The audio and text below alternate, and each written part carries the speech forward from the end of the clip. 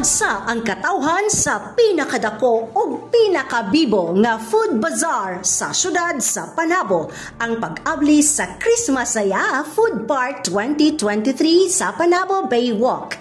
Atul sa pagsaulog sa Paskuhan 2023 kung diin 34 ka mga pop-up food shops ang mag-showcase sa ilang klase-klaseng mga pagkaon ug mainom alang sa mga bisita nga midayo apil na ang mga magbarkada kauban sa trabaho ug pamilya samtang gibati ang kabugnaw sa panahon nga dala sa hangin sa kadagatan. Nalingaw usab ang mga Panaboan foodies ug mga bisita sa gidalit nga pasundayag sa Mellowfield Band nga naghatag sa ilang paglingaw pinaagi sa ilang mga anindot nga mga kanta.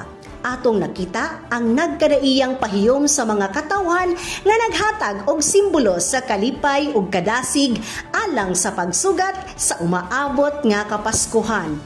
Kami nagapasalamat in behalf sa Panabo Pop-Up Shop. Nagpasalamat ni sa dakong suporta ni Mayor Joe Relampagos, Ma'am Joanne Relampagos Kapuyan, Boss JM Relampagos, and sa tanan LG sa Panabo City, sa tanan suporta para mahimong successful ang first Sundown Christmas Saya na nadiri sa Panabo City Baywalk.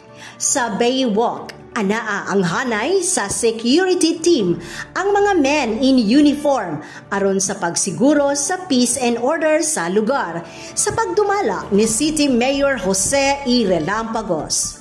Ang Christmas Saya Food Bazaar sugod karong adlaw, Disyembre 16 ug mahuman kini sa Disyembre 21, 2023. Ug aduna sila'y giandam nga mga pasundayag.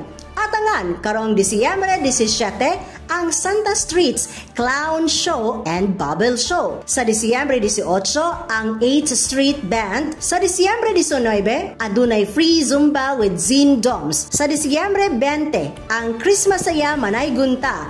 Open ang mikropono alang sa gusto nga mukanta og sa Disyembre 21 ang ginaatangan sa katawhan ang 7 ka minuto nga fireworks display nga ipasundayag sa tunga sa kadagatan sa Barangay Kaganguhan ug kauban ang Morning Glory Band. Unsa pa inyong gipaabot? Busuga ang tiyan ug mga mata.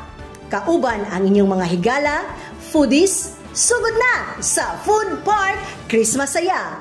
Kauban sa camera, Romel Cayas o Francis Paculanang, kini si Dali Amag alang sa Frontline News.